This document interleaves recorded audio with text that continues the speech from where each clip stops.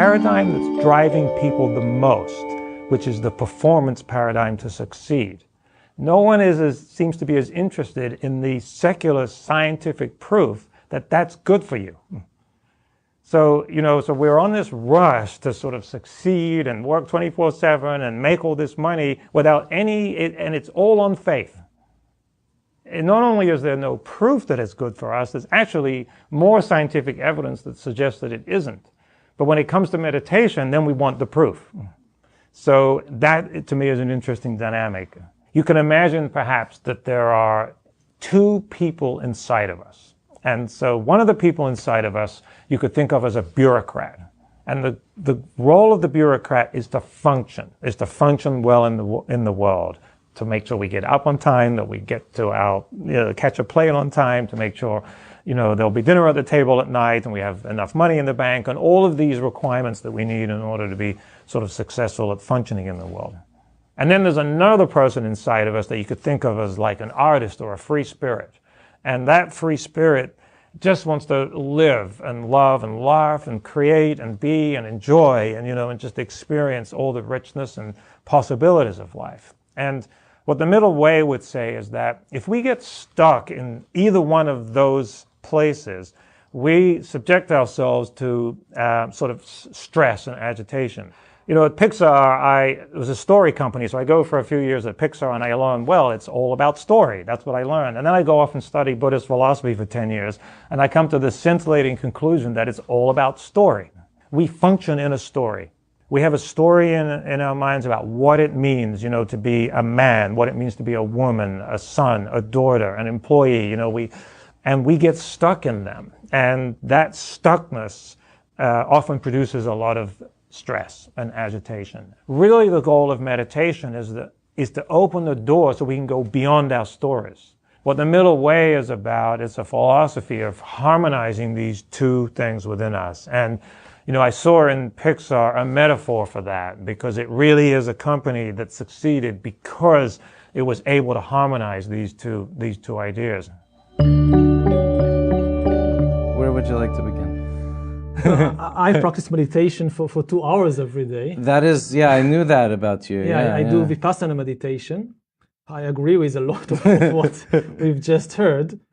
I also definitely agree with this idea that humans get caught up in the stories. We have a story about ourselves, we have a story about the country, we have a story about the world. Right. And this story is not necessarily true.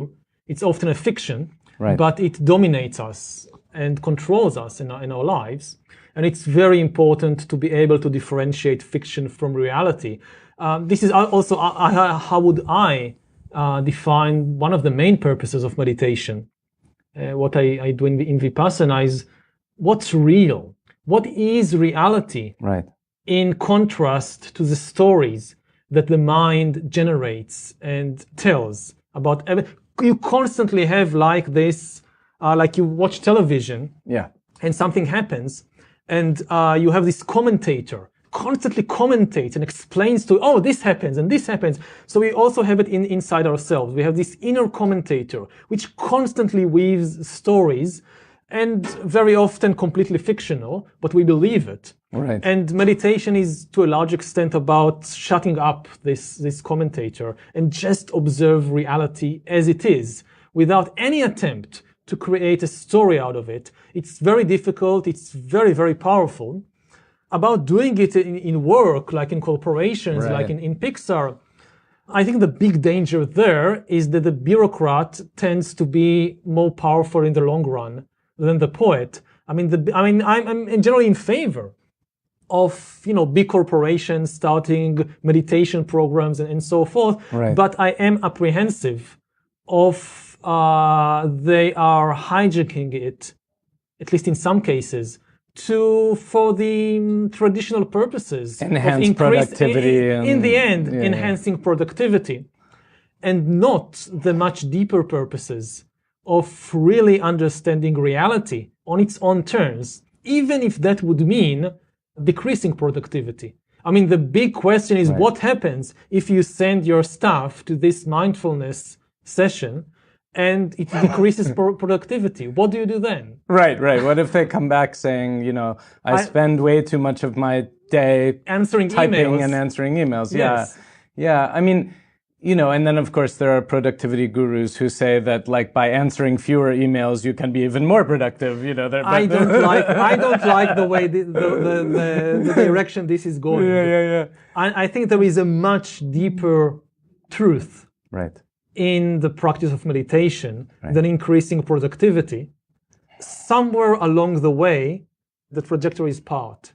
I mean, you can, I'm very much in favor, and I think that to some extent, yes, it can coexist. You can increase productivity through meditation, and it will also make people more calm, more happy, more have a better understanding of themselves. Right. But in the long term, it's not the same thing. I think you should be in it for the right reasons.